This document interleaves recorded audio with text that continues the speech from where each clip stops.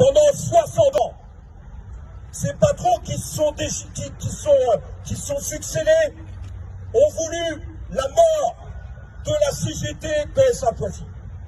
Et ce syndicat, il a été créé, et on doit le dire, parce que c'est important, il a été créé à l'initiative de militants du Parti communiste français, il y a 60 ans.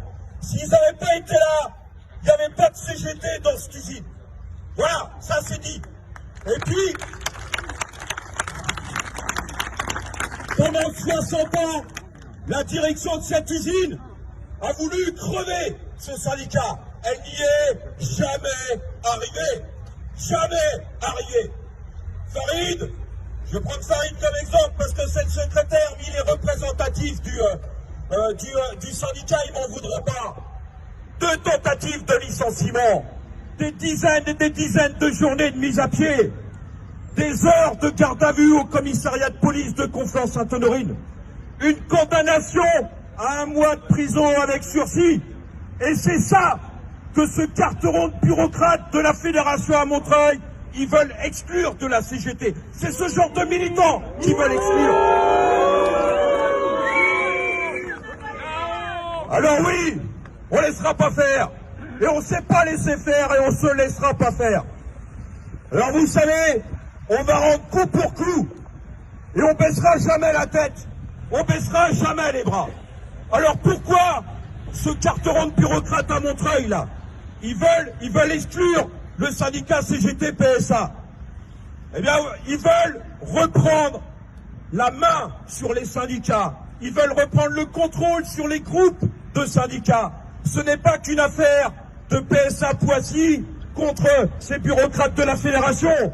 C'est l'affaire de l'ensemble des syndicats CGT du groupe PSA, et c'est même, les camarades, l'affaire de tous les syndicats de la CGT de la métallurgie, et peut-être même l'affaire de tous les syndicats de base contre les bureaucrates de Montreuil. Voilà où on en est dans cette histoire-là.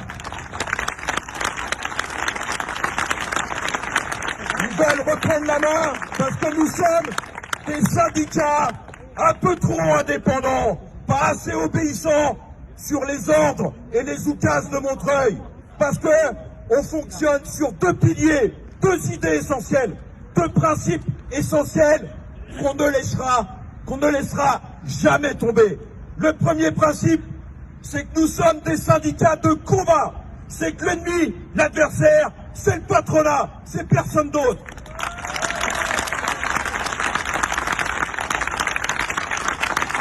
Et deuxièmement, et c'est ça qui les embête, en fait c'est les 2 qui les embêtent, nous fonctionnons sur la démocratie syndicale, Farid l'a expliqué, c'est la base qui décide, ce sont les travailleurs qui doivent décider à la base, comprenez, et vous le vivez tout le temps, dans nos usines, on se fait commander par les chefs, on se fait commander par les directeurs, on se fait commander par tout le monde, à l'extérieur, on se fait commander par les flics, par les juges, par le gouvernement, par les députés. S'il y a un endroit où on doit commander, où les travailleurs ils doivent commander, eh ben c'est bien dans nos syndicats d'entreprise.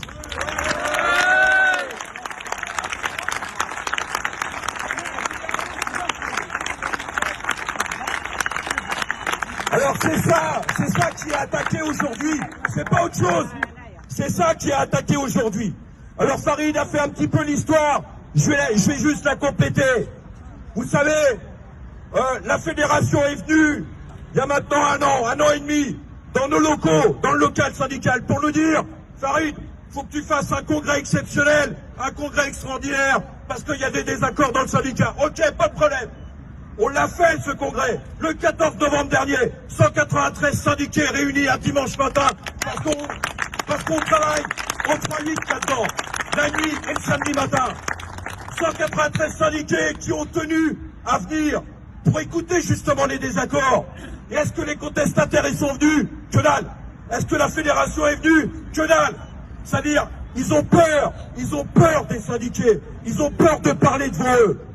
Et puis derrière, immédiatement, il y a eu la création d'une 2e CGT, en violation complète des statuts de la Confédération. Ça les embête pas, ça. Violer les propres règles de vie internes de la CGT, ils en ont strictement rien à faire. Ils ont monté cette deuxième CGT, et après, vous savez qui a pris le relais? La direction de PSA de l'usine. C'est la direction de PSA de l'usine qui a repris le relais. Elle a pris le relais en nous enlevant tous les mandats désignatifs, en mettant sur le carreau un certain nombre de militants qui n'avaient plus de mandat pour fonctionner, pour militer librement dans l'entreprise. Et puis du jour au lendemain, au milieu de la nuit, la direction a changé la serrure du local syndical.